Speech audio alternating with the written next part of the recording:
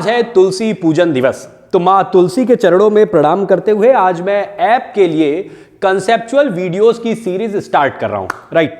तो इसमें क्या होगा कि मैं अलग अलग चैप्टर्स को उठाऊंगा फिजिक्स के, और इसमें इन चैप्टर्स के ऊपर पहले तो कंसेप्चुअल वीडियोस दूंगा कि उसकी थ्योरी को पूरा एक्सप्लेन किया जाए along with the requisite examples. ठीक, केवल थ्योरी पढ़ने से आपको सब्जेक्ट समझ में नहीं आता है, और खासतौर पर फिजिक्स एक ऐसा सब्जेक्ट है जिसके लिए मैं हमेशा कहता हूं क्या कि फील द फिजिक्स। फिजिक्स को फील करना पड़ता है। इसमें केवल आप कैलकुलेशंस नहीं है कि आप मैथ की तरफ बैठ के केवल सवाल सॉल्व करते रहिए और आपको सब्जेक्ट समझ में आ जाएगा। जी नहीं, आपको फील करना पड़ेगा सब्जेक्ट को, रटा नहीं जा सकता है, आपको फील करना पड़ेगा। और इसके लिए बहुत सारी थ्योरी के साथ साथ जो उसके साथ जरूरी एग्जांपल्स हैं वो लगाना बहुत जरूरी है। तो ये मैं कंसेप्चुअल वीडियोस बनाऊंगा, इन कंसेप्चुअल वीडियोस में इनको भी साथ में रखूंगा।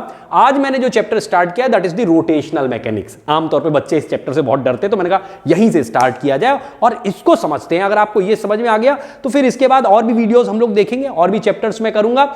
आपको करना यह है, जो थ्योरी समझाई जा रही है अगर आपको लगता है कि कुछ नोट करने लायक है, वीडियो को पॉज करके आप नोट कर सकते हैं। दूसरी चीज, जितने एग्जांपल्स दूंगा उन एग्जांपल्स को भी पहले आप अपने मतलब वीडियो को, क्वेश्चन को समझ लीजिए, वीडियो को पॉज करिए, स्वयं सॉल्व करिए, फिर इसके बाद जब मैं इसका सोल्यूशन देता हूं तो उसको देखिए। करेक्ट। तो ज्यादा समय ना लेते हुए मैं सीधे चैप्टर के ऊपर आता हूं, रोटेशनल मैकेनिक्स। इसके पहले आपने पढ़े होंगे, जितना भी कुछ पढ़ा है वो आप देखेंगे तो लीनियर मैकेनिक्स आप पढ़ते हैं, जिसमें आप ट्रांसलेशनल मोशन की बात करते हैं।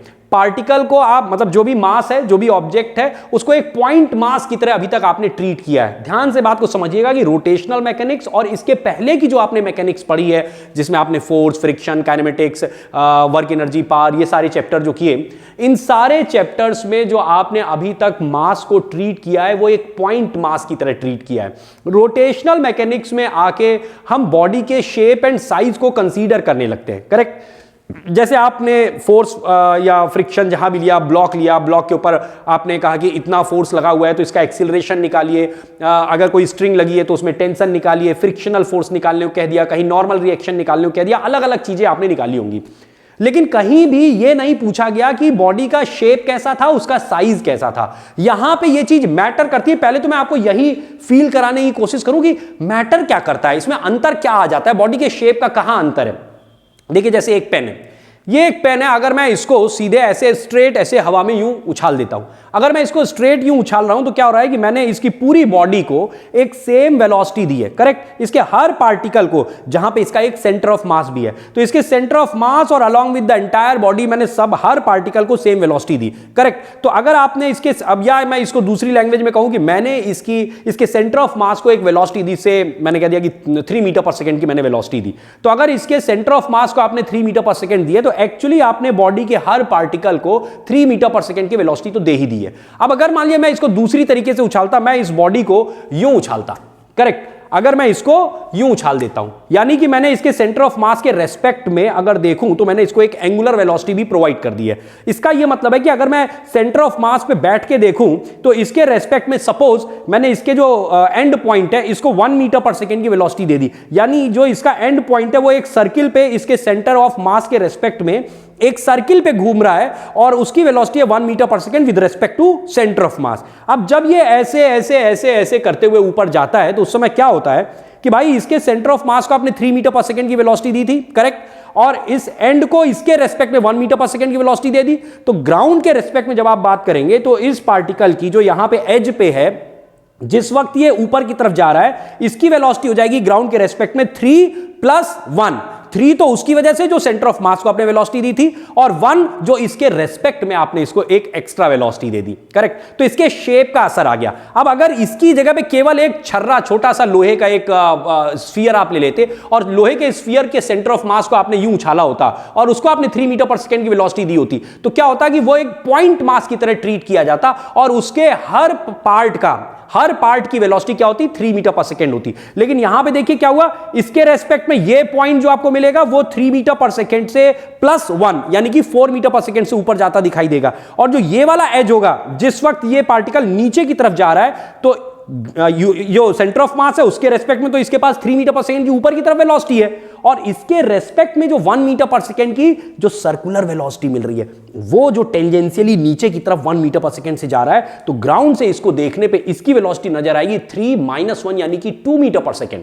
इसका मतलब यह है कि अगर आपका जो ऑब्जेक्ट गिवन है उसका एक सिग्निफिकेंट शेप एंड साइज है तो उसको भी कंसीडर करना पड़ता है, और उसकी वेलोसिटी हर पार्ट की अलग अलग हो सकती है। इसलिए यहां पे कुछ नई चीजें आपको समझनी होंगी, जैसे कि सबसे पहले हम लोग समझेंगे कि जो ट्रांसलेशनल मैकेनिक्स एक्चुअली आप तक अभी तक आपने समझी है, तो ट्रांसलेशनल मैकेनिक्स को हम इसके साथ कैसे कोरिलेट कर सकते हैं, उसकी किन प्रॉपर्टीज को इसकी किन प्रॉपर्टीज के साथ हम कनेक्ट करके समझ सकते हैं, उसको अभी तक आपने समझा है। तो उसी के आधार पर मैं रोटेशनल मैकेनिक्स के कंसेप्ट आपके दिमाग में स्टैब्लिश करने का प्रयास करूंगा। और देखिए जो ये वीडियोज मैं बना रहा हूं, ये वीडियोज सदा के लिए हैं। जो आज बच्चे देखेंगे वो तो है ही, मैं रहूं ना रहूं, मेरे बाद भी जो बच्चे आएंगे वो भी इन चीजों को देख के, इन वीडियोस को देख के समझ सकते हैं। ठीक, मास, जो आपने ट्रांसलेशनल मैकेनिक्स में मास को समझा, अब मास को जरा हम लोग यहां पे और गहराई तक समझते हैं कि मास एक्चुअली क्या होता है। अभी तक आपने देखा मास बता दिया गया 2 kg का ब्लॉक है, उसको कोई फोर्स लगाया गया, वो एक्सीलरेट हो रहा है। इस मास को अगर हम डिफाइन करना चाहें तो कैसे डिफाइन कर सकते हैं? जो सेकेंड लॉ ऑफ मोशन होता है, सेकेंड लॉ ऑफ मोशन आपका ये कहता है, क्या होता है सेकेंड लॉ ऑफ मोशन? पहली बात तो सेकेंड लॉ ऑफ मोशन ये होता है कि अगर कोई ऑब्जेक्ट जो कि पहले अभी इनर्शियल स्टेट में था, है ना, इनर्शियल स्टेट का मतलब क्या हो जाता है, 2 चीजें ध्यान रखनी है। कोई बॉडी इनर्शियल स्टेट में तब कहलाती है या तो वो स्टेशनरी हो with respect to the entire surrounding, या दूसरी बात क्या है, वो कांस्टेंट वेलोसिटी से चल रही हो। एंड व्हेन आई से कांस्टेंट वेलोसिटी, इट्स मीन कि उसकी स्पीड भी कांस्टेंट है और उसकी डायरेक्शन भी कांस्टेंट है ना, वो वेलोसिटी चेंज नहीं हो रही है। तो अगर कोई बॉडी इनर्शियल स्टेट में है और एक एक्सटर्नल एजेंट उसके ऊपर फोर्स लगाता है तो उसका मोमेंटम चेंज करेगा, और रेट ऑफ चेंज ऑफ जो लीनियर मोमेंटम है वो एक्सटर्नल फोर्स के बराबर होता है। ये आपका सेकेंड लॉ ऑफ मोशन है। अब आप जब इसी को ये मान लेते हैं कि मास बॉडी का कांस्टेंट है, तो उसमें एक लॉ निकल के आता है। क्या लॉ निकल के आता है? लॉ निकल के आता है F इक्वल टू, आपका लॉ निकल के आ जाता है F इक्वल टू ma। मैं जरा यहीं से m को डिफाइन करना चाहूंगा। m क्या हो जाएगा? m हो जाएगा आपका F अपॉन a, करेक्ट। तो ये हो जाता है मास ऑफ द ऑब्जेक्ट, करेक्ट। तो हम इसमें एक चीज ये कह सकते हैं कि अगर बॉडी का एक्सीलरेशन 1 मीटर पर सेकेंड स्क्वायर हम देना चाहते हैं, इफ a की वैल्यू 1 ले ली जाए तो m क्या हो जाएगा? m will be equal to f if a is equal to 1 metre पर सेकेंड स्क्वायर। देखिए अब मैं यहां से क्या समझाना चाह रहा हूं, क्या आपको फील कराना चाह रहा हूं। देखिए मास कैसे कह सकते हैं? मास क्या हो गया? उस फोर्स के बराबर, मास ऑब्जेक्ट का मास क्या हो गया ऑब्जेक्ट का? उस फोर्स के बराबर जो उस बॉडी को 1 मीटर पर सेकेंड स्क्वायर का एक्सीलरेशन दे सके। अब एक हल्की बॉडी है, आप उसको फोर्स लगाते हैं तो आपको कम फोर्स लगा के आप उसको वो एक्सीलरेशन 1 मीटर पर सेकेंड स्क्वायर का दे सकते हैं। अगर थोड़ी सी भारी है तो आपको थोड़ा ज्यादा फोर्स लगाना पड़ेगा। थोड़ी और भारी बॉडी है, बड़ा सा पत्थर है, उसको आप धक्का मार के 1 मीटर पर सेकेंड स्क्वायर का एक्सीलरेशन देना चाहते हैं तो आपको ज्यादा फोर्स लगाना पड़ेगा। इसका मतलब उसके अंदर एक इनर्शियल प्रॉपर्टी ज्यादा है, वो इनर्ट स्टेट में रहने के लिए ज्यादा वो आतुर है कि वो ज्यादा इनर्ट स्टेट में रहना चाहती है, हिलना नहीं चाहती है। लेकिन आप फोर्स लगा के उसका एक्सीलरेशन 1 मीटर पर सेकेंड स्क्वायर करना चाहते हो, तो ये उसकी इनर्शियल प्रॉपर्टी है कि कौन कितनी जड़ता रखा हुआ है, कौन एकदम जड़ है, कितना ज्यादा जड़ है, ये उसके मास की इसकी एक इनर्शियल प्रॉपर्टी हो गई। इसी तरीके से जब रोटेशनल मैकेनिक्स में आते हैं तो यहां पे हम एक नई चीज पढ़ेंगे, and that is the movement of inertia, है कि उसकी इनर्शिया का मूवमेंट कितना है, उसकी इनर्शिया का मूवमेंट कितना है, यह चीज अभी हम लोग इसमें समझेंगे। और अभी इसको बाकायदा आगे हम लोग डिफाइन करेंगे, समझेंगे क्या होता है। जैसे आपने इसमें फोर्स देखा ट्रांसलेशनल मैकेनिक्स में, इसमें हम लोग रोटेशनल मैकेनिक्स में एक नई चीज पढ़ते हैं, एक नई physical property, and that is the torque. और टॉर्क जो होता है, टॉर्क बराबर आ जाता है टाउ इज इक्वल टू, यहां पे आप देखेंगे कि टाउ, जैसे आपका फोर्स एक वेक्टर क्वांटिटी है उसी तरीके से टॉर्क भी एक वेक्टर क्वांटिटी है, और टॉर्क बराबर हो जाता है आपके मूवमेंट ऑफ द फोर्स यानी कि R क्रॉस F। ओके, जैसे इसमें आपने ट्रांसलेशनल एक्सीलरेशन देखा था अभी तक A, उसी तरीके से इसमें आप एंगुलर एक्सीलरेशन देखते हैं अल्फा, और जैसे इसमें आपने A को रिलेट किया था इसके साथ, उसी तरीके से इसके अल्फा को आप इसके टाउ के साथ, है ना, जैसे इसमें क्या करते हैं आप F इक्वल टू ma आता है, उसी तरीके से इसमें अल्फा को हम लोग कोरिलेट कर देते हैं, tau is equal to I into alpha. That's an important relation, correct. तो जो टॉर्क हो जाता है वो अल्फा के साथ कोरिलेट कर दिया जाता है, tau is equal to I alpha. जैसे इसमें F equal to ma, m इसकी इनर्शियल प्रॉपर्टी थी, a इसका एक्सीलरेशन था, F इसका फोर्स था। यहां पे फोर्स की जगह क्या आ गया, टॉर्क आ गया, मास की जगह क्या आ गया, मोमेंट ऑफ इनर्शिया, और अल्फा हो गया इसका एंगुलर एक्सीलरेशन। अब जरा एक एक करके समझते हैं। पहली चीज, जरा हम मोमेंट ऑफ इनर्शिया को समझते हैं। ये एक नई चीज आ गई, अभी तक आपने मोमेंट ऑफ इनर्शिया नहीं समझी थी, अब हम मोमेंट ऑफ इनर्शिया समझेंगे। मोमेंट ऑफ इनर्शिया क्या है कि एक ऑब्जेक्ट जो कि जड़ता लिए हुए है, उसकी कितनी जड़ता है, ये रोटेशनल मैकेनिक्स के हिसाब से हम निकालना चाहते हैं। तो देखिए इसको हम लोग क्या करेंगे, जो हम मासेस अभी ट्रीट करेंगे, जितने भी मासेस हम लोग देखेंगे, हम दो प्रकार के मासेस देखेंगे। एक हो जाता है आपका डिस्क्रीट मास डिस्ट्रीब्यूशन।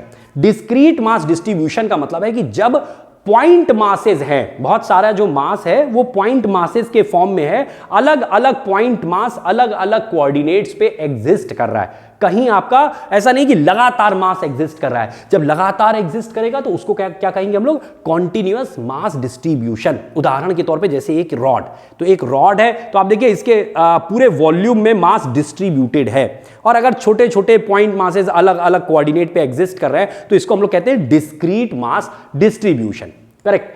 अब पहले एक एक करके समझेंगे डिस्क्रीट मास डिस्ट्रीब्यूशन के लिए हम मोमेंट ऑफ इनर्शिया को कैसे डिफाइन करेंगे। तो मोमेंट ऑफ इनर्शिया इसके लिए जो डिफाइन किया गया है, पहले सिंगल पार्टिकल, अगर एक पॉइंट मास केवल दिया गया है तो ऐसा डिफाइन किया गया, जैसे आपको दिख रहा है यहां पे एक पॉइंट मास है, ये एक्सिस ऑफ रोटेशन, इस एक्सिस से इसकी परपेंडिकुलर डिस्टेंस है r, तो इसका मोमेंट ऑफ इनर्शिया डिफाइन किया गया I is equal to mr square. अब आप सवाल कर सकते हैं कि ये I equal to mr square कहां से आया है, और I equal to mr square ही क्यों है। देखिए क्या है कि जब आप ट्रांसलेशनल मैकेनिक्स की बात करते हैं तो वहां पे मास अलग से आपको कुछ कैलकुलेट नहीं करना पड़ता है। मास बता दिया गया कि बॉडी का मास 2 kg है तो है। अब यहां पे क्या है कि एक रॉड है, इसका मास बता दिया जाए कि इसका मास 2 kg है, इसकी लेंथ सपोज आपको बता दी गई कि ये सपोज 12 सेंटीमीटर है, कुछ भी बता दिया गया, तो जो इसका मास है केवल उतना ही महत्वपूर्ण नहीं है। आप इसको किस एक्सिस के अबाउट रोटेट कराने जा रहे हैं, इसकी परपेंडिकुलर बाइसेक्टर के अबाउट रोटेट कराने जा रहे हैं, इसके एंड के अबाउट रोटेट कराने जा रहे हैं, इसके किसी और पॉइंट के अबाउट इसको रोटेट कराने जा रहे हैं, उससे तय होगा ये कितना जड़ है, ये कितना इनर्ट है अपनी मूवमेंट को न करने के लिए, है ना। आप इसको चलाना चाह रहे हैं, अब आप सोचिए, जरा फील करने की कोशिश करिए, एक बड़ा सा भारी सी चीज अज्यूम करिए तो ज्यादा आसान होगा। एक भारी सी रॉड है, ठीक, एक लकड़ी का मोटा सा लट्ठा है, उसको सेंटर से आपने क्या कर दिया, हिंज कर दिया है, यानी कि सेंटर पे उसकी एक्सिस बना दी है, और आप एक एंड पे जाके उस पे धक्का मारते हैं। उसको फील करिए कि उसमें आपको ज्यादा जड़ता मिलेगी, ज्यादा इनर्शियल स्टेट उसकी मिलेगी, या यदि उसके एक एंड पे उसको हमने लगा दिया होता, क्या कहते हैं, एक्सिस बना दी होती, और उसके बाद दूसरे एंड पे आके हम धक्का मारते तो ज्यादा हमें मिलता। आप देखेंगे कि अगर आप सेंटर पे, रॉड के सेंटर पे आपने एक्सिस बनाई है और आप एक किनारे पे आप धक्का लगाएंगे तो आपको कम ताकत लगा के आप उसको घुमा ले जाएंगे। लेकिन अगर आपने उसके एक एंड पे उसको एक्सिस बना दी है और दूसरे एंड से आप उसको रोटेट कर रहे हैं तो आपको ज्यादा ताकत लगानी पड़ेगी उसको घुमाने के लिए, सेम एंगुलर वेलोसिटी प्रोवाइड करने के लिए ज्यादा ताकत लगानी पड़ेगी। अब ये कैसे कैलकुलेट करते हैं उसके बारे में बात करते हैं। देखिए मैंने एक यहाँ पे सिंपल सा एग्जांपल दिया है जिससे कि आप समझ सकते हैं कि ये मतलब कि I equal to mr square क्यों होता है। देखिए एक स्टूडेंट के दिमाग में यदि सवाल नहीं उपज रहे हैं तो यानी वो ठीक से पढ़ाई नहीं कर रहा है। आप गंभीरता से सब्जेक्ट को समझिए और आप एक चीज समझ लीजिए कि जब तक आपके दिमाग में सवाल नहीं उपजेंगे और आप उन सवालों के पीछे नहीं पड़ेंगे तब तक आप उस सब्जेक्ट को डेप्थ तक समझ ही नहीं पाएंगे। इसलिए गहराई तक समझने के लिए बहुत जरूरी है कि आपके दिमाग में सवाल उपजने चाहिए। तो I equal to mr square क्यों है, देखिए एक यहां पे पॉइंट मास दिया है, m का मैंने लिया, इसको r की डिस्टेंस पे, यहां पे एक एक्सिस है, एक्सिस से r की डिस्टेंस पे लगा रखा है। पहली बात, अगर हम इसको चलाना चाहते हैं तो हम क्या करेंगे, इसके ऊपर एक फोर्स लगाएंगे। तो ये हमने एक F का फोर्स लगाया, तो F का फोर्स लगाया तो जो F आ गया, अगर हम कहते हैं कि मान लो इसको टेंजेंशियल एक्सीलरेशन इस डायरेक्शन में हमने A का टेंजेंशियल एक्सीलरेशन दिया, तो जो ये फोर्स लगेगा that force will be given by F equal to ma, correct. तो ये तो फोर्स हो गया। दूसरी चीज, अगर हम इसकी एंगुलर क्वांटिटीज को हम चेक करें तो एंगुलर क्वांटिटीज में आपको क्या मिलेगा? एंगुलर क्वांटिटी में पहली चीज आ जाती है टॉर्क। टॉर्क कहलाता है आपका movement of force. Movement of force का मतलब क्या हो जाएगा? Tau is equal to r cross F, या एफ इंटू आर कह दीजिए आप यहां पे, क्योंकि एफ आपका इधर परपेंडिकुलर डायरेक्शन में लग रहा है, ये आर है, दोनों के बीच में 90 डिग्री लग रहा है, तो आर क्रॉस एफ करेंगे तो आर एफ साइन 90 आ जाएगा। साइन 90 की वैल्यू 1 है, तो ये हो गया आपका इस तरफ की ओर टाउ की वैल्यू आ गई एफ इंटू आर। दूसरी चीज, अगर टेंजेंशियल एक्सीलरेशन ए है, अगर टेंजेंशियल एक्सीलरेशन ए है, तो आपने सर्कुलर मोशन में पढ़ा होगा कि हम इसको कोरिलेट कर सकते हैं इसके एंगुलर एक्सीलरेशन से, और वो रिलेशन क्या आ जाता है? वो रिलेशन आ जाता है आपका कि alpha is equal to a upon r. बात क्लियर? तो सर्कुलर मोशन में ये आपने पढ़ा होगा, नहीं पढ़ा है तो मैं बता दे रहा हूं कि टेंजेंशियल एक्सीलरेशन और एंगुलर एक्सीलरेशन के बीच में रिलेशन आ जाता है alpha is equal to a upon r. तो अब आप अगर इसको tau is equal to I alpha में रख देंगे, tau is equal to I alpha में, आप ये सारी चीजें उठा के रख दीजिए। ये देखिए, एफ की जगह पे क्या रख देंगे हम? एफ इंटू आर रखेंगे, और एफ की जगह एम ए रख देंगे, तो ये बन जाएगा m a into r, it is equal to I into, और अल्फा की जगह आप रख दीजिए ए अपॉन आर। ये ए काट दीजिए तो आपको आई क्या मिल जाएगा? I is equal to m are square. This is the simple explanation कि हम I is equal to m are square क्यों लेते हैं। और अगर आपको एक पॉइंट मास का मोमेंट ऑफ इनर्शिया निकालना समझ में आ जाएगा, तो फिर इसके आधार पे आगे के और भी जो भी ऑब्जेक्ट होंगे हम उसके लिए बात करेंगे। जैसे अब हमने एक दूसरा सिस्टम लिया कि अगर मान लीजिए कि there are n number of point masses, तो there are n number of point masses, तो इसका कैसे करेंगे? जैसे आपको यहां पे दिखाई दे रहा है, एक बॉल m1 मास की है, फिर यहां m2 मास की है, m3 है, m4, m5, और सबकी perpendicular distance from the axis of rotation वो आपको पता है, करेक्ट? तो ये डिस्टेंसेस गिवन है। तो आप इस सिस्टम का मोमेंट ऑफ इनर्शिया निकालना चाहते हैं, तो आपको हर एक बॉल को अलग से ट्रीट करना पड़ेगा कि m1 मास वाली है तो उसका क्या हो जाएगा? m1 r1 स्क्वायर, m2 मास वाले का m2 r2 square, and so on mn rn square. सबका इस तरीके से आप कर लेंगे। सबको जोड़ लीजिए तो आप ऐसे समेशन फॉर्म में लिख सकते हैं, सीधे सीधे summation i equal to 1 to n mi ri square. Okay, यहां तक बात क्लियर हो गई। तो अगर पॉइंट मास है तो उसका एम आर स्क्वायर, और अगर कई सारे पॉइंट मासेस हैं तो उनकी परपेंडिकुलर डिस्टेंसेस केवल आपको काउंट करनी है, और आप उसको उठा के जोड़ देंगे, आपका मोमेंट ऑफ इनर्शिया पूरे सिस्टम का निकल आएगा। आई होप यहां तक बात क्लियर हो गई। तो अब इसके ऊपर एक कुछ क्वेश्चन करते हैं, क्योंकि बिना क्वेश्चन लगाए केवल थ्योरी पढ़ पढ़ के कुछ नहीं होने वाला है। जब तक आप क्वेश्चन नहीं लगाएंगे और वो जब तक आपसे नहीं निकलने लग जाएंगे तब तक काम नहीं बनेगा। तो देखिए, क्वेश्चन का तरीका मैंने बताया है, क्वेश्चन में आपको समझा दे रहा हूं, फिगर आपको दिखा दे रहा हूं, वीडियो को पॉज कर दीजिएगा और इसके बाद स्वयं पहले इसको सॉल्व करने की कोशिश करिएगा। जैसा भी आप सॉल्व कर पाए, इसके बाद आप वीडियो को प्ले करके आगे की चीज देखेंगे। क्या कह रहे हैं इसमें? देखिए, आपको एक स्क्वायर दिख रहा है, 4 मासेस इसके कॉर्नर्स पे लगे एम एम एम के, और इसकी साइड बता दी गई ए की। कह रहे हैं 4 पार्टिकल्स दिस दिस दिस। आपको इसका मोमेंट ऑफ इनर्शिया निकालना है। किसके about? Find the moment of inertia of the system of about a line perpendicular to the plane of the square, perpendicular to the plane of the square passing through the centre of the square. तो आप ये कहिए कि यहां से, इस जगह से एक एक्सिस पास करिए यूं परपेंडिकुलरली, आपको इसका मोमेंट ऑफ इनर्शिया निकालना है। ठीक, वीडियो पॉज करिए, स्वयं सॉल्व करिए। तो आई होप कि आपने सॉल्व कर लिया होगा। अब देखते हैं जरा इसको कैसे सॉल्व किया जाएगा। भाई, अगर आप देखिए ये एक्सिस है, तो इस एक्सिस से हर पॉइंट मास सेम डिस्टेंस पे है। आप ये डिस्टेंस निकालिए। कैसे निकालेंगे? भाई, ये साइड ए की है, ये साइड ए की है, ये साइड ए, ये साइड ए स्क्वायर था। तो आप अगर इसका डायगोनल निकालना चाहें तो डायगोनल की वैल्यू आ जाएगी a√2। डायगोनल की वैल्यू a√2 है ना, root of a square plus a square, तो a√2 हो गया। अब अगर आप देखें तो इस सेंटर पॉइंट से इसकी डिस्टेंस या किसी भी दूसरे पॉइंट की डिस्टेंस देखें तो उसकी आधी हो जाएगी, तो उसको कर दीजिए अपॉन 2। तो ये कर देंगे तो आप r की वैल्यू आ गई, r is equal to a/√2। ये किसी भी एक पॉइंट मास की सेंटर से जो डिस्टेंस आ गई वो आ गई a/√2, करेक्ट। तो हम अगर किसी एक का मोमेंट ऑफ इनर्शिया निकालना चाहे, मान लो मैं I1 कह देता हूं, पहले पार्टिकल का, किसी एक पार्टिकल का, तो वो हो जाएगा आपका m into are square, that comes out to be m into a/√2 का square. So that is nothing but ma square by 2। Fine. तो अगर total moment of inertia system का निकालेंगे तो क्या हो जाएगा? 4 टाइम्स I1, क्योंकि सारे एकदम सिमिलर टाइप के हैं, तो 4 से मल्टीप्लाई कर देंगे, it will come out to be ma square, sorry क्या हो जाएगा? 2ma square, it will be 2ma square, दोस्त कट गया, ठीक। तो 2ma स्क्वायर, ओके, क्लियर। आगे बढ़ते हैं, एक और क्वेश्चन लेते हैं। देखिए दूसरा क्वेश्चन मैं आपको दिखा रहा हूं, इस क्वेश्चन को भी करना वैसे ही है आपको, क्वेश्चन समझ लीजिए केवल और वीडियो पॉज करके स्वयं आप सॉल्व करेंगे।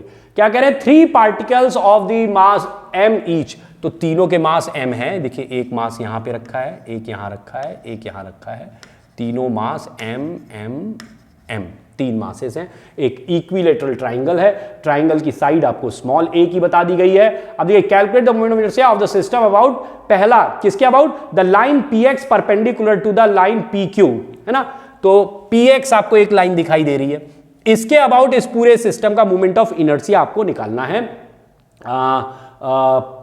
दूसरा है वन ऑफ द साइड, फिर कोई एक साइड पकड़ लेना, मान लो PQ लाइन के अबाउट निकाल दीजिए। और तीसरा about an axis passing through the centroid and perpendicular to the plane of the triangle PQR। तो PQR के परपेंडिकुलर आपको यहां से लेना है, इसका सेंट्रॉइड ले लीजिएगा और सेंट्रॉइड के अबाउट इसका मोमेंट ऑफ इनर्शिया निकालना है। चलिए वीडियो पॉज करिए और स्वयं सॉल्व करिए पहले। तो मान लेता हूं कि आपने सॉल्व कर लिया होगा। अब जरा मैं इसको आगे डिस्कस करता हूं कैसे करेंगे। पहला पॉइंट मैं देखिए डिस्कस करते जा रहा हूं, अब आप चेक करिए कि आपने सही निकाला या गलत निकाला है। पहला, लाइन px के अबाउट निकालना है। तो लाइन px के अबाउट निकालना है, तो जो यहां पे मास रखा हुआ है, ये मास तो एक्सिस ऑफ रोटेशन से ही पास हो रहा है, इसलिए इस पॉइंट के लिए अगर सोचा जाए कि मोमेंट ऑफ इनर्शिया, तीनों को अलग अलग सोचना पड़ेगा। तो ये चूंकि एक्सिस ऑफ रोटेशन पे रखा है, इसलिए इसकी वजह से कोई भी मोमेंट ऑफ इनर्शिया आपको नहीं मिलेगा, आपको केवल इन दो की वजह से मिलेगा। इसकी distance axis of rotation px line के रेस्पेक्ट में देखें तो कितनी डिस्टेंस पे है, ये a की डिस्टेंस पे। इसको अगर देखें तो ये इतनी डिस्टेंस पे है, और ये कितना हो जाएगा, यहां से अगर एक लाइन यूं ड्रॉ कर दी जाए, हाँ परपेंडिकुलर लाइन ड्रॉ कर दे, तो ये डिस्टेंस टोटल लेंथ a है, तो ये आधी डिस्टेंस हो जाएगी, this will be your a/2, correct. तो उस पॉइंट मास की एक्सिस ऑफ रोटेशन से डिस्टेंस हो गई a/2 और इसकी हो गई a। तो मोमेंट ऑफ इनर्शिया अगर आप लिखेंगे तो क्या हो जाएगा, your I will be equal to, first particle की वजह से कुछ नहीं आएगा, Q पे जो रखा है उसकी वजह से आएगा ma² और प्लस जो R पे रखा है उसकी वजह से आएगा m a/2 का स्क्वायर। इसको जरा ओपन करके सॉल्व कर लीजिए, तो ये हो जाएगा ma² प्लस ma²/4। सॉल्व करेंगे क्या आ जाएगा, 4, तो सॉल्व करेंगे तो क्या आ जाएगा, 4 1 5 5/4 ma²। ठीक, ये हो गया आपका फर्स्ट पार्ट हो गया। सेकेंड पार्ट से सॉल्व करते हैं। दूसरा आपसे कहा गया था कि कोई एक एज के अबाउट निकालिए, तो एज के अबाउट निकालने का मतलब है सेकेंड पार्ट में वन ऑफ द साइड्स, तो एक साइड के अबाउट निकालना है। मान लेते हैं कि PQ के अबाउट हम निकाल रहे हैं, तो अगर आप PQ के अबाउट निकालेंगे तो ये वाला मास और ये वाला मास एक्सिस ऑफ रोटेशन पे ही फॉल कर रहा है, तो एक्सिस ऑफ रोटेशन पे यानी कि रोटेशनल एक्सिस से उसकी डिस्टेंस हो गई 0, तो वो मोमेंट ऑफ इनर्शिया उनकी वजह से क्या आएगा, उसका कोई कंट्रीब्यूशन नहीं होगा, वो हो जाएगा 0। केवल आपका ये वाला पॉइंट है, इसकी यहां से डिस्टेंस निकालनी पड़ेगी। वो कैसे निकालेंगे, या तो आपको फॉर्मूला याद हो इक्विलेटरल ट्राइंगल के लिए, नहीं याद है तो कोई बात नहीं, मैं खट से आपको निकालना सिखा देता हूं। अगर इक्विलेटरल ट्राइंगल है, ये एंगल हो जाएगा आपका 60 डिग्री, ये साइड है आपकी A की, तो आप इस हाइट को निकाल सकते हैं कि ये जो टोटल हाइट यहां तक आएगी, ये h will be equal to what, आप h के बारे में कह सकते हैं कि this h upon a is nothing but, मैं इसको थोड़ा और एक स्टेप लिख देता हूं, h upon a will be equal to sin 60, correct. ये हो गया आपका परपेंडिकुलर, या हाइपोटेन्यूस हो गया, तो h/a is equal to sin 60, so you can write h is equal to sin 60 हो जाता है √3/2, तो √3a/2, ये आपका h आ गया। अब जो ये सेंट्रॉइड होता है यहां पे, इसके बारे में आपको ज्ञान होगा कि सेंट्रॉइड जो होता है मीडियन को 2:1 में डिवाइड करता है, जिसमें ऊपर की साइड यानी एज की एपेक्स की तरफ 2 होता है और इस तरफ कितना होता है 1, तो 2:1 में ये इसको डिवाइड कर देता है। या आप कह सकते हैं कि ये जो, अगर मान लीजिए कि मैं O पॉइंट कह देता हूं, तो O से इसकी डिस्टेंस जो हो जाती है, अच्छा अभी मुझे उसकी जरूरत नहीं है, मुझे तो हाइट की जरूरत है, तो h आपका निकल आया √3a/2, करेक्ट। तो अब देखिए हम क्या करेंगे, हमने अभी देखा इस एक्सिस के अबाउट लेना है, तो इस एक्सिस के अबाउट अगर आप लेना चाह रहे हैं तो ये जो हाइट आ जाएगी, करेक्ट, ये हाइट ही इस पॉइंट की डिस्टेंस आ जाएगी। इसका मतलब मोमेंट ऑफ इनर्शिया I आप लिख सकते हैं, I is equal to mh², right, और h की वैल्यू आप निकाल चुके हैं, जरा रख दीजिए m और √3/2 इंटू a का whole square, that will give you 3ma²/4, ये I की वैल्यू आ गई। अब तीसरा पार्ट करते हैं। तीसरे पार्ट में क्या है, तीसरे पार्ट में कह रहे हैं कि अब आपको सेंट्रॉइड के अबाउट लेना है। तो सेंट्रॉइड की थ्योरी एक बार याद दिला दूं आपको कि सेंट्रॉइड जो होता है इसके बारे में आपको पता है कि सेंट्रॉइड पूरी हाइट को 2:1 में डिवाइड करता है। मतलब सेंट्रॉइड इसके केस में इक्विलेटरल ट्रायंगल में, अदरवाइज मीडियन ले लेते हैं, तो ये इसको 2:1 में डिवाइड करेगा और एपेक्स की तरफ यानी कि अगर इस आर पॉइंट को देखें तो इसकी तरफ 2 वाला पार्ट होता है, 1 वाला इधर की तरफ। तो आप कह सकते हैं अगर ये आपका सेंट्रॉइड O है तो आर ओ डिस्टेंस जो हो जाएगी, this R O distance will be equal to 2/3 of the height आप निकाल चुके हैं, तो जरा उसको सॉल्व कर लीजिए। 2/3 √3/2 इंटू ए, 2 कट जाएगा, ये √3 कट जाएगा, इसकी वैल्यू आ जाएगी a/√3। तो ये डिस्टेंस आपको मिल गई a/√3, करेक्ट। अब आप भाई एक्सिस आप ऐसे पास हो रही है, सेंट्रॉइड के थ्रू पास हो रही है और इसके प्लेन के परपेंडिकुलर, तो यूं ऐसे पास हो रही है इस तरीके से। तो आप देखें तो हर पॉइंट मास जो है वो इस एक्सिस से सेम डिस्टेंस पे होगा। तो अगर मैं एक की निकाल लूं तो सबकी उतनी ही होगी। तो आप आरओ डिस्टेंस निकाल ही चुके हैं। तो अब आप क्या करिए, किसी एक की वजह से, थर्ड पार्ट सॉल्व कर रहा हूं, किसी एक की वजह से पहले मोमेंट ऑफ इनर्शिया लिखिए, I1 लिख देता हूं, that will be m into RO का स्क्वायर, mr² कर देंगे, तो ये आ जाएगा आपका ma²/3, करेक्ट। तो अगर टोटल मोमेंट ऑफ इनर्शिया लिखेंगे तो क्या हो जाएगा, 3 times I1, that comes out to be ma²। I hope आपको बात समझ में आ गई होगी, ठीक। तो इस तरीके से हम लोग इसको सॉल्व कर सकते हैं। अब जरा आगे बढ़ते हैं। देखिए, अगर आप नोट ना कर पाए हो, आप नोट करना चाहते हैं तो वीडियो को पीछे करके आप देख सकते हैं, हमेशा देख सकते हैं। मैं थोड़ा आगे बढ़ता हूं कि अगर इतना समझ चुके हैं तो अब हम लोग आते हैं किस चीज़ पे, कॉन्टिन्यूअस मास सिस्टम पे। तो कॉन्टिन्यूअस मास सिस्टम जैसा मैंने आपको समझाया कि एक रॉड है, तो रॉड पे अगर आप देखें तो आप पॉइंट मासेज नहीं है, ये पूरी रॉड आपकी कॉन्टिन्यूअसली इसके पूरे वॉल्यूम पे मास डिस्ट्रीब्यूटेड है। अब हम इसका मोमेंट ऑफ इनर्शिया निकालना चाहते हैं, कोई भी एक्सिस दी जा सकती है, इसके एंड के अबाउट, इसके सेंटर जो परपेंडिकुलर बाइसेक्टर है उसके अबाउट, या किसी भी दूसरे पॉइंट के अबाउट। अभी हम लोग एग्जाम्पल करेंगे इसके ऊपर। तो पहले एक इन जनरल एक थ्योरी समझ लेते हैं कि इसको करना कैसे होता है।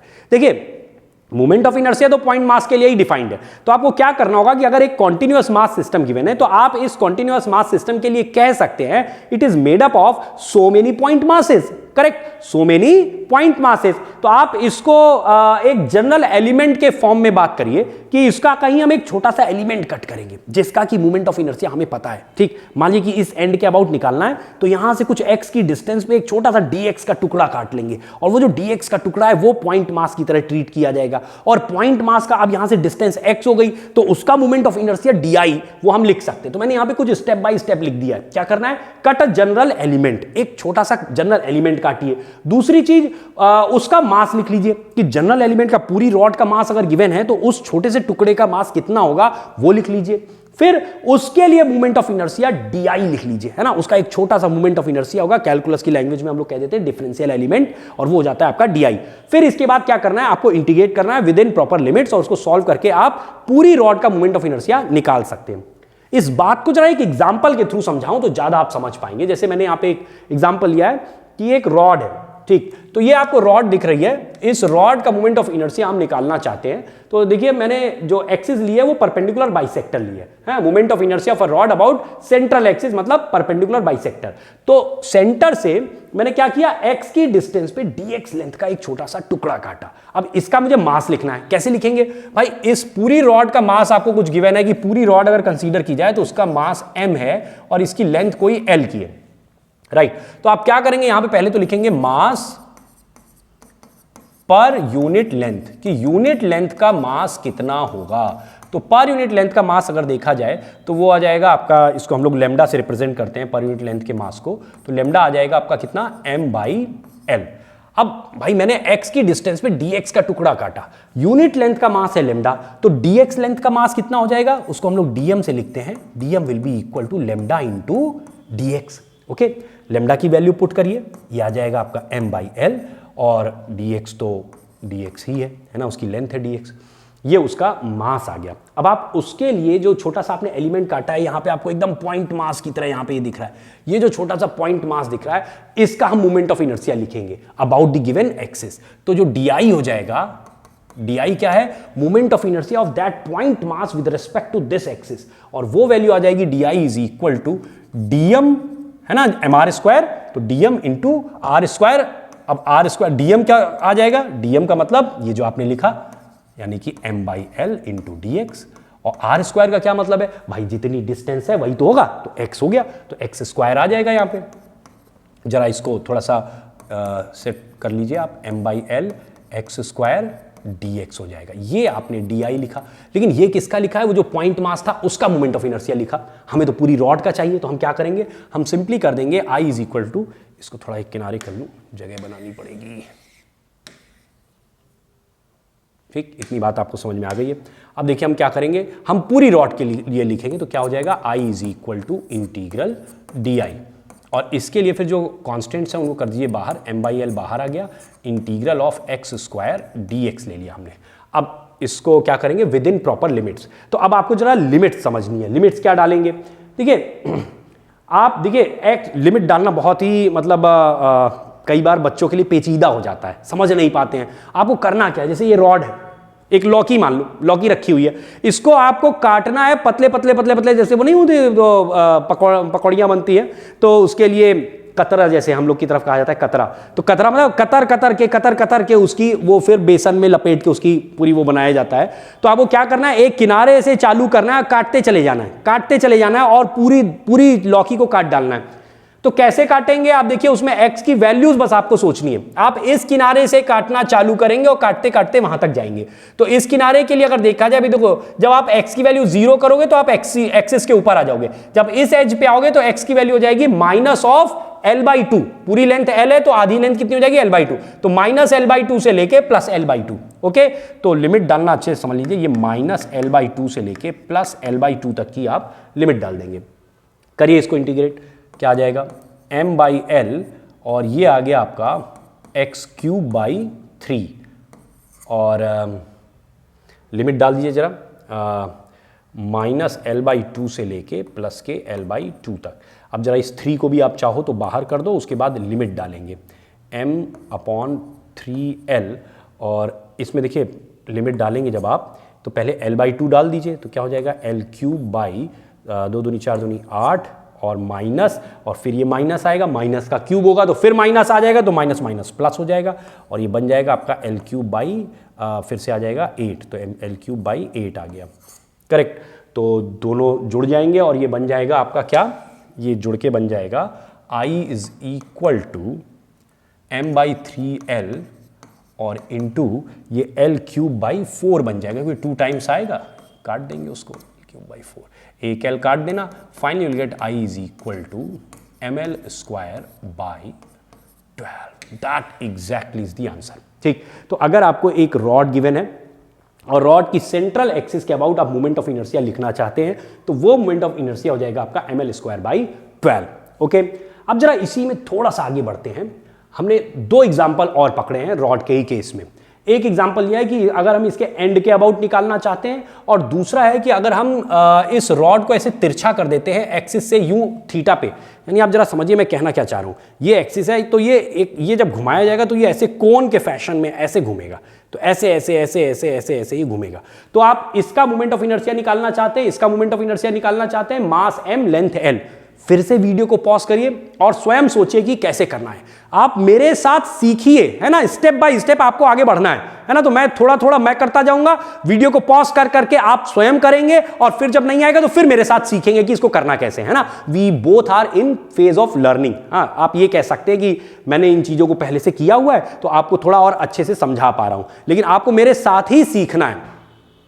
चलिए अब वीडियो को आपने, मैं मान लेता हूं कि रोक के समझ लिया होगा। अब मैं जरा समझाता हूं कि कैसे क्या करना है।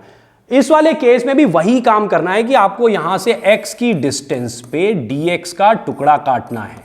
ये काम तो उतना ही है। लेमडा भी आप लिखेंगे वही करेंगे, लेमडा इज इक्वल टू वही m/l आ जाएगा। बाकी सारी चीजें सेम चलेंगी जैसे आपने पिछला डेरिवेशन ये वाला किया था। यहां तक की कहानी सेम है, फर्क केवल एक आएगा, वो है लिमिट का। जैसे यहां पे आपने लिमिट क्या डाली थी कि आपको पूरी रॉड अगर कवर करनी है तो आप इस एज को अगर देखें तो ये इस एक्सिस के रेस्पेक्ट में -l/2 हो जाएगा और वो वाला एज हो जाएगा +l/2। अगर आप इस वाले केस में देखें तो यहां पे क्या हो जाएगा कि जब आप x को 0 करेंगे तो आप एकदम यहां पे पहुंच गए रॉड के एक एंड पे, और दूसरे एंड पे जाने के लिए आपको लिमिट डालनी पड़ेगी l। तो आप ये जो यहां तक निकाल के लाए थे एकदम यही उठा लेंगे, बस लिमिट डाल देंगे 0 से l, तो ये हो जाएगा m/l x³/3 है। तो जरा मैं यहां से आगे बढ़ता हूं, I = m/l और आ गया ये क्या था x³/3 और लिमिट पड़ेगी आपकी 0 से लेके l, करेक्ट। जरा इसको आगे डालिए, क्या आ जाएगा इस 3 को बाहर कर लेते हैं 3l, और जब l³ डालेंगे तो ये बन जाएगा l³ और -0 पे ये 0 हो जाएगा। इसको ओपन कर देंगे तो you'll get I = ml²/3। So that's a good result. तो आपको क्या मिला कि अगर एक रॉड उसके सेंट्रल एक्सिस को हम कंसीडर करते हैं यानी कि परपेंडिकुलर बाइसेक्टर लेते हैं तो उसकी मोमेंट ऑफ इनर्शिया आ जाता है ml²/12, और अगर हम उसके एंड के अबाउट आ गए तो अब देखिए रॉड वही है लेकिन आपने एक्सिस जरा सी चेंज की। पहले हमने परपेंडिकुलर बाइसेक्टर लिया था, अब हमने क्या कर लिया, एक एंड ले लिया, तो उसके अबाउट उसका जो मोमेंट ऑफ इनर्शिया आ रहा है that is coming out to be ml²। ये ml³ क्यों लिख दिया मैंने, ml²/3, करेक्ट। तो इस तरीके से आपको इसको समझना है। अब जरा ये वाला केस भी देख लेते हैं। इस केस में क्या करना है, फिर से उसी तरीके से आप स्टार्ट करेंगे। आप यहां से एक किनारे मतलब एक्सिस ऑफ रोटेशन से ही स्टार्ट करना है। एक्सिस ऑफ रोटेशन से x की डिस्टेंस पे dx का एक टुकड़ा काटा, उसके लिए भी लेमडा लिखेंगे तो क्या आएगा m/l ही आएगा। भाई मास m है रॉड का और लेंथ l है तो उसमें कुछ नहीं, m/l तो आना ही आना है। dm की वैल्यू क्या हो जाएगी, यानी कि जो आपने छोटा सा टुकड़ा काटा इसका मास कितना होगा, लेमडा इंटू dx, लेमडा वही m/l इंटू dx। तो यहां तक की बात तो वही रहेगी dm। अब बात थोड़ी सी चेंज आएगी। क्या चेंज आ जाना है, चेंज ये आएगा कि जो आप अब इस पॉइंट मास को ले लें, आप भूल जाइए कि ये रॉड का पार्ट है क्या है, उससे हमें कोई मतलब नहीं। हमें मतलब है कि एक छोटा सा पॉइंट मास है dm का, इसका मोमेंट ऑफ इनर्शिया लिखना चाहते हैं तो di will be equal to mass of the object, यानी ये पॉइंट ऑब्जेक्ट जो आपने लिया dm multiplied by its perpendicular square of the perpendicular distance from the axis of rotation. तो अब यहां से ये x नहीं लेना है आपको, एक्सिस ऑफ रोटेशन से ये परपेंडिकुलर डिस्टेंस देखिए जिसको मैंने ग्रीन कलर से दिखा रखा है r, वो आपको लेना है, तो इंटू r²। ये बात आपको समझनी है। अब ये r कैसे निकाला जाए, ये देखिए एक यहां पे आपको ट्राइंगल दिख रहा है, राइट एंगल ट्राइंगल, तो आप r और x के बीच में एक रिलेशन लिख सकते हैं। You can write down r/x equal to, है ना, देखो थीटा के सामने पड़ रहा है तो ये परपेंडिकुलर हो गया, ये हाइपोटेन्यूज हो गया, तो r/x will be equal to sine theta, means r is equal to x sine theta. Okay, रखिए जरा इसको यहां पे और dm को भी उठा के रख दीजिए। तो di की वैल्यू क्या आ जाएगी, देखिए m/l into dx into x sine theta का स्क्वायर, r का स्क्वायर करना है ना।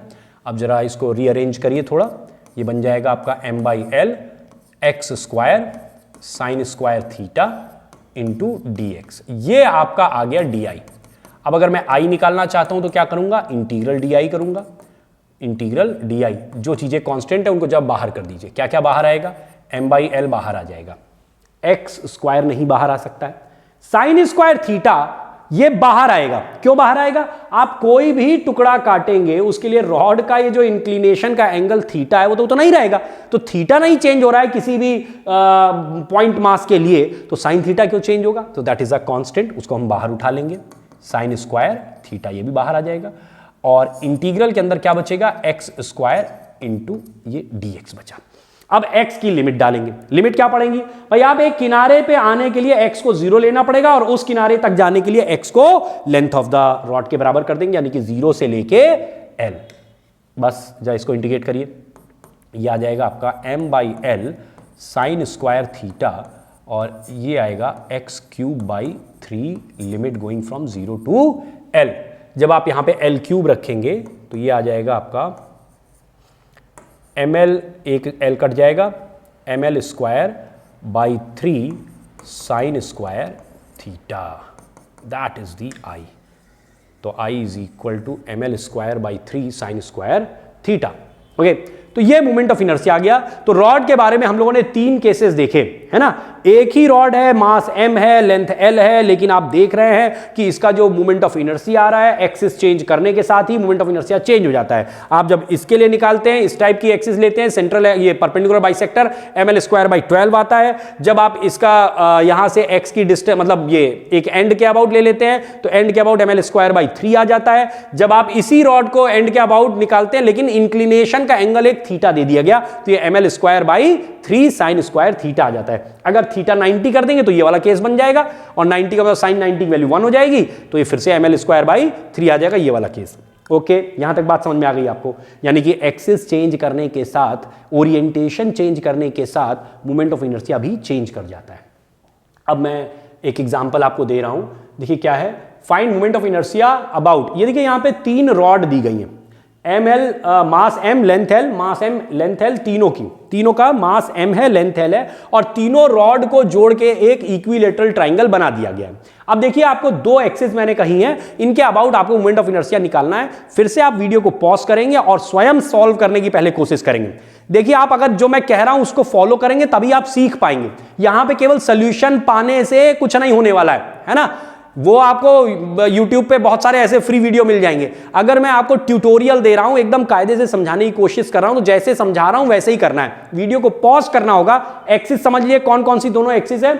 एक तो एज के अबाउट, मान लीजिए कि आप BC जो बेस दिया गया है, इसके अबाउट निकाल के दिखाइए इसका मोमेंट ऑफ इनर्शिया क्या होगा। दूसरी चीज, an axis passing through its centroid and perpendicular to the plane, यानी इसके सेंट्रॉइड से पास होने वाली एक एक्सिस है और परपेंडिकुलर टू प्लेन है, तो इसके अबाउट आपको मोमेंट ऑफ इनर्शिया निकालना है। वीडियो को पॉज करिए, स्वयं सॉल्व करिए, इसके बाद ही आप वीडियो प्ले करेंगे। जितना समझा रहा हूं उतना वैसे ही फॉलो करना है। चलिए मैं मान लेता हूं कि अब आपने वीडियो को पॉज करके जो करना है कर लिया होगा। अब मैं इसको सॉल्व करता हूं। जैसे आप इस एज के अबाउट निकालना चाहते हैं, तो इस एज के अबाउट कैसे निकालेंगे। ये रॉड जो है, ये रॉड तो आपकी एक्सिस ऑफ रोटेशन पे ही हो गई, तो इसका जो है मोमेंट ऑफ इनर्शिया में कोई कंट्रीब्यूशन नहीं होगा। किसका कंट्रीब्यूशन होगा, इस रॉड का और इस रॉड का।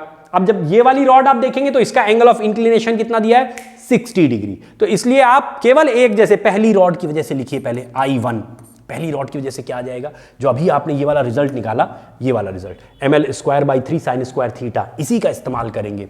इस एक्सिस ऑफ रोटेशन से इसका जो इंक्लिनेशन का एंगल है दैट इज 60 डिग्री, तो क्या हो जाएगा ml² क्या कैपिटल L लिया है, चलो कैपिटल L रख दो, ml²/3 sin 60 का स्क्वायर। अब sin 60 क्या हो जाता है, √3/2, तो उसका स्क्वायर कर दीजिए, तो ये आ जाएगा आपका ml²/3, और √3/2 का स्क्वायर करेंगे तो आ जाएगा 3/4, 3 काट देना, ये आ गया आपका ml²/4। बट ये आंसर नहीं है, क्योंकि ये एक रॉड का निकल के आया और यहाँ पे 2 रॉड की वजह से आपको सोचना है। इसलिए जब आप नेट मोमेंट ऑफ इनर्शिया लिखेंगे I, so that will be 2 times I1, so that is nothing but ml²/2, that is your answer. I hope समझ में आ गई होगी बात। तो ये पहला पार्ट हुआ। अब दूसरे पार्ट पे आ जाइए। दूसरे पार्ट में आपसे क्या कहा जा रहा है कि आपको एक सेंट्रॉइड से पास होती हुई एक्सिस लेनी है जो कि इस प्लेन के परपेंडिकुलर हो। कैसे सॉल्व करेंगे, देखिए आपको फिर से पीछे ले जाऊंगा। एक हमने जहां कैलकुलेशन किया था ये वाला, ये सेंट्रॉइड वाला, तो सेंट्रॉइड वाले में हम लोगों ने हाइट निकाली थी, ये √3/2a आया था। अब इस वाले क्वेश्चन में हम लोगों ने क्या किया था, ऊपर का पॉइंट लिया था, वहां पे पॉइंट मास लेना था।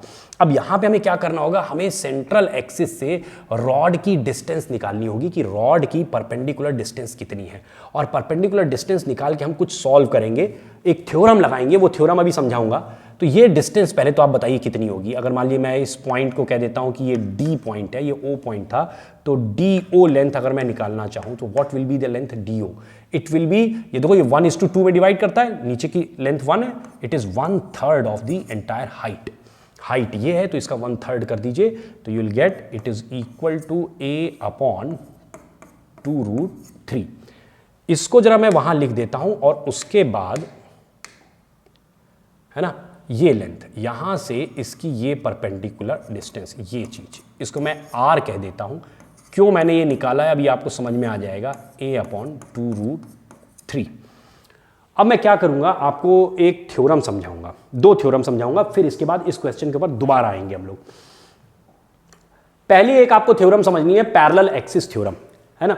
पैरेलल एक्सिस थ्योरम पहले हम लोग देखेंगे, फिर इसके बाद हम लोग देखेंगे पैरेलल एक्सिस थ्योरम। इसमें क्या कहा जा रहा है कि देखिए, एक तो एक्सिस ये है, ये एक्सिस आपको दिखाई दे रही है, ये एक्सिस हमने ली है, कोई एक ऑब्जेक्ट है, जैसा ये आड़ा तिरछा सा मैंने कुछ भी ऑब्जेक्ट बना दिया, इसके सेंटर ऑफ मास से पास होती हुई एक एक्सिस आपको दिखाई दे रही है, और इस एक्सिस के अबाउट सपोज, यानी कि ओ डैश आपको दिख रही है, इसके अबाउट मोमेंट ऑफ इनर्शिया हमें पता है, सपोज इसका नाम मैंने रख दिया ICOM, करेक्ट। तो एक तो इस ऑब्जेक्ट का जो सेंटर ऑफ मास है उससे पास होती हुई एक्सिस है, उसके अबाउट मोमेंट ऑफ इनर्शिया है ICOM।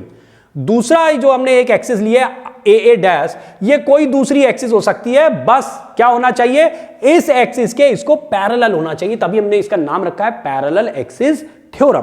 तो पैरेलल एक्सिस थ्योरम में हम क्या करते हैं, इससे ये डिस्टेंस, कुछ सपोज ये D की डिस्टेंस दी गई है, तो आपको ध्यान देना है कि अगर मैं AA डैश के अबाउट निकालना चाहता हूं, IAA डैश मैं लिखना चाहता हूं, so this IAA dash is nothing but your ICOM और प्लस जो मास दिया हुआ है, सपोज कैपिटल M मास है, तो MD square, this is called your parallel axis theorem. तो अगर मान लीजिए एक एक्सिस जो कि सेंटर ऑफ मास से पास हो रही है, उसके अबाउट मोमेंट ऑफ इनर्शिया पता है, और दूसरी एक्सिस कोई इसके पैरेलल हमने ली है, उसके अबाउट मोमेंट ऑफ इनर्शिया निकालना है, तो that will be ICOM plus MD square. ये चीज याद रखनी है। एक तो जैसे एक मैंने यहां पे एग्जांपल उठाया है कि मान लीजिए कि अगर हम एक रॉड ले लेते हैं, रॉड का अगर सेंटर ऑफ मास के अबाउट लिखें ICOM, ये हम लोगों ने निकाला था, पहला केस रॉड का जो किया था वो क्या आया था, ml स्क्वायर बाई 12। अब अगर एंड के अबाउट आप लिखना चाह रहे हैं इस थ्योरम से, तो क्या है कि आप ये D की डिस्टेंस, और ये D की वैल्यू कितनी हो जाएगी, D की वैल्यू हो जाएगी L/2। इससे मैं लिखना चाहूं तो क्या हो जाएगा, you can write down I end is equal to ICOM और प्लस MD स्क्वायर। तो ICOM की वैल्यू पुट करिए जरा, ml स्क्वायर बाई 12 और प्लस D की वैल्यू L/2 रख दीजिए, तो m L/2 का स्क्वायर, तो ये बन जाएगा आपका ml स्क्वायर बाई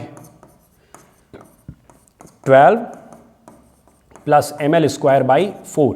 इसको जरा 3 से ऊपर नीचे मल्टीप्लाई कर दिए तो नीचे भी 12 हो जाएगा, और 3 + 1 विल बिकम 4, 4/12, तो 4/12 को क्या कहेंगे आप, ml स्क्वायर बाई 3, करेक्ट। यही हम लोगों ने निकाला था कि एंड के अबाउट जब मोमेंट ऑफ इनर्शिया निकालते हैं तो वो आ जाता है आपका ml square by 3। So this is the way how you use your parallel axis theorem. एक और थ्योरम है and that is the perpendicular axis theorem. पहले तो दोनों के बीच में एक जो डिफरेंस है वो समझ लीजिए। ये जो थ्योरम आप कब लगाएंगे, किस टाइप के ऑब्जेक्ट में लगाएंगे, किसी भी प्रकार का ऑब्जेक्ट हो, है ना, एक प्लेन में एग्जिस्ट करने वाला ऑब्जेक्ट हो, जैसे कि रॉड है, जैसे कि डिस्क है ना, कोई रिंग है, ये सब एक प्लेन में एग्जिस्ट करने वाले ऑब्जेक्ट होते हैं। ट्राइंगुलर प्लेट दे दें, स्क्वायर प्लेट दे दें, हाँ, और किसी एक्सिस के अबाउट आपको निकालना है तो वो प्लेनर ऑब्जेक्ट कहलाते हैं। ये जो है, ये थ्योरम आपकी किसी टाइप के ऑब्जेक्ट में लग सकती है, जैसे कि आप स्फीयर ले लीजिए, तो स्फीयर एक प्लेन में नहीं एग्जिस्ट करती है, कर सकता है, लेकिन अगर आप सिलेंडर ले ले, स्फीयर ले ले, तो ये आपके किसी भी प्रकार के थ्योरम, किसी भी प्रकार के ऑब्जेक्ट के ऊपर ये थ्योरम लगाई जा सकती है। लेकिन ये जो थ्योरम है ये उन्हीं के लिए लगाया जाएगा, स्पेशली उन्हीं ऑब्जेक्ट्स के ऊपर लगाया जा सकता है जो कि प्लेनर ऑब्जेक्ट है, प्लेनर ऑब्जेक्ट्स, केवल प्लेनर ऑब्जेक्ट्स के लिए जो एक प्लेन में एग्जिस्ट करते हैं, जैसे एक रॉड है, एक डिस्क है, एक क्या नाम है आपका रिंग हो जाए, या ट्रायंगुलर प्लेट, स्क्वायर प्लेट, किसी भी हेक्सागन प्लेट, किसी भी प्रकार की आप ऐसा जो एक प्लेन में एग्जिस्ट करने वाला ऑब्जेक्ट है उसको कंसीडर करेंगे, उसी में इसको लगाया जा सकता है। ओके, चलिए, तो अब ये थ्योरम है क्या? थ्योरम ये कहती है, जैसे मैं एक एग्जांपल के थ्रू समझाऊं तो ज्यादा समझ पाएंगे आप। लाइक मैं एक कार्ड ले रहा हूं, इस कार्ड में मैं 3 एक्सिस ले लेता हूं। एक इसकी एक्स एक्सिस, जैसा यहां पे देखिए आपको दिखाया गया है, ये एक्स एक्सिस इधर आ रही है, वाई इधर, और जेड इस प्लेन के परपेंडिकुलर जहां पे एक्स और वाई इंटरसेक्ट कर रहे हैं उस पॉइंट से पास होती हुई हमने जेड एक्सिस बना दी। तो ये कार्ड है, कार्ड को एक्स एक्सिस मान लीजिए ये है, तो इस एक्स एक्सिस के अबाउट रोटेट कराया जा रहा है, तो यूं ऐसे ऐसे ऐसे ऐसे, तो इस एक्स एक्सिस और ऐसे चलेगा ये यूं, ठीक। वाई एक्सिस, तो वाई एक्सिस ऐसी है, तो वाई एक्सिस के अबाउट इसको ऐसे रोटेट कराएंगे, ओके। और तीसरी एक एक्सिस है जेड एक्सिस, उसके अबाउट यानी कि यूं ऐसे ऐसे रोटेट कराएंगे, तो ये 3 एक्सिस हो गई, ओके। अब अगर ये 3 एक्सिस दी गई हैं और इन तीनों के अबाउट जब हम इसके अबाउट इसको रोटेट कराते हैं तो उसका हमने कह दिया कि मोमेंट ऑफ इनर्शिया जो है वो आई एक्स आता है। जब हम वाई एक्सिस के अबाउट इसको रोटेट कराते हैं तो इसका मोमेंट ऑफ इनर्शिया कोई आई वाई आता है। जब जेड एक्सिस के अबाउट इसको रोटेट कराते हैं तो इसका जो मोमेंट ऑफ इनर्शिया आता है वो IZ आता है, तो इन तीनों मोमेंट ऑफ इनर्शियाज के बीच में ये रिलेशन आता है IZ is equal to IX plus IY। ये आपका आएगा परपेंडिकुलर एक्सिस थ्योरम। अब जरा मैं एक बार फिर से उस ट्राइंगल वाले क्वेश्चन पे आना चाहूंगा। इसमें देखिए क्या है, इसमें अगर आप देखें तो ये सेंटर ऑफ मास से ये डिस्टेंस जो मैंने निकाली थी, ये क्यों निकाली थी? इसलिए निकाली थी क्योंकि इसके सेंटर ऑफ मास के रेस्पेक्ट में मोमेंट ऑफ इनर्शिया हमें पता होता है, और ICOM इसमें हो जाता है, ICOM क्या हो जाता है? ml square by 12, correct. तो ये हो गया इसका सेंटर ऑफ मास के अबाउट। अब इससे एक एक्सिस हम पैरेलल यहां पे ले रहे हैं जो कि इसके सेंट्रॉइड से पास हो रही है। ये r डिस्टेंस ऑलरेडी हम कैलकुलेट किए हुए हैं, तो हम क्या कर देंगे, उस सेंट्रॉइड के अबाउट I सेंट्रॉइड एक रॉड की वजह से अभी मैं लिख रहा हूं, तो I मान लीजिए कि O पॉइंट कह देता हूं मैं, है ना, लेकिन एक की वजह से लिख रहा हूं तो IO1 लिख देता हूं क्योंकि एक ही रॉड की वजह से अभी लिख रहा हूं। तो वो क्या आ जाएगा, वो हो जाएगा आपका ICOM और प्लस MR स्क्वायर, ठीक, कैपिटल M है, चलो कैपिटल M लिखो, तो it will B MR square. तो IO1 की वैल्यू हो जाएगी ml स्क्वायर बाई 12 और प्लस M और R स्क्वायर का मतलब हो जाएगा A अपॉन 2√3 का स्क्वायर। तो ये क्या आ जाएगा, जरा जोड़ के देखिए, ml स्क्वायर बाई 12 और प्लस A नहीं रखना है, L रखना है यहाँ पे, रुको जरा, ये भी A हटाओ, ये A हटाओ, लेंथ L है ना यहाँ पे, L, तो ये हो जाएगा आपका ml स्क्वायर बाई, स्क्वायर करेंगे इसका तो क्या आएगा, 4 और 3 4 3 12, तो ये इसको डबल कर देंगे तो ये आ जाएगा ml स्क्वायर बाई 6। ये IO1 यानी कि सेंट्रॉइड के अबाउट एक रॉड का मोमेंट ऑफ इनर्शिया आ गया ml स्क्वायर बाई 6। और ऐसी कितनी रॉड हैं? कुल 3 रॉड। तो इसलिए अगर आप लिखना चाहेंगे IO लिखेंगे तो it will B 3 times IO1। ये हो जाएगा आपका, इसको 3 टाइम्स कर देंगे तो आएगा answer ml square by 2। That exactly is your answer. I hope clear हो गया होगा। तो आज का लेक्चर, ये पहला लेक्चर है, मैं इसको यहीं तक रखता हूं कि मैंने आपको यहां तक का चीज बता दी है। अब नेक्स्ट लेक्चर में हम लोग स्टार्ट करेंगे कि एक रिंग का मोमेंट ऑफ इनर्शिया अगर हम निकालना चाहते हैं तो वो हम कैसे करेंगे। अभी तक हमने ये समझा है कि पॉइंट मास का मोमेंट ऑफ इनर्शिया कैसे निकाला जाएगा, इन थ्योरम्स को कैसे हम लोग इस्तेमाल करेंगे, कॉन्टिन्यूअस मास सिस्टम भी अगर दिया हुआ है तो उसका मोमेंट ऑफ इनर्शिया हम लोग कैसे निकालेंगे। ये सारी कुछ चीजें आज के लेक्चर में हम लोगों ने समझी। आई होप आपको चीजें क्लियर हुई होंगी और आप इसको रिवाइज भी कर सकते हैं। और जैसा मैंने कहा है कि वीडियो को पॉज कर करके आपको क्वेश्चंस को डील करना है ताकि आप डेप्थ तक सब्जेक्ट को समझ पाए। लास्ट में वही बात करूंगा, फील द फिजिक्स। आपको फिजिक्स को फील करना होगा। फिजिक्स कोई रटने का विषय नहीं है। फिजिक्स कोई ऐसा नहीं कि केवल क्वेश्चन आपने 2-4 क्वेश्चन लगा लिए और थ्योरी पढ़ ली और काम हो जाएगा। जी नहीं, बहुत सारे क्वेश्चन लगाने होंगे और इस अपने ऐप के माध्यम से मैं आपसे बहुत सारे क्वेश्चन लगवाने वाला हूं। जितनी थ्योरी पढ़ाऊंगा बिना एग्जाम्पल दिए, बिना उसके क्वेश्चंस लगवाए काम खत्म नहीं होने वाला है। तो आप बस मेरे साथ लगे रहिए और सीखने की कोशिश करिए। जो बच्चा सीखने की कोशिश करता रहता है उसे एकदम सब्जेक्ट आसानी से समझ में आ जाएगा ये, और अगर उसने जरा सी भी रटने की कोशिश की तो वो नहीं हो सकता है, नहीं हो सकता है। आपको सीखना है, रटना नहीं है। जय मां शारदे।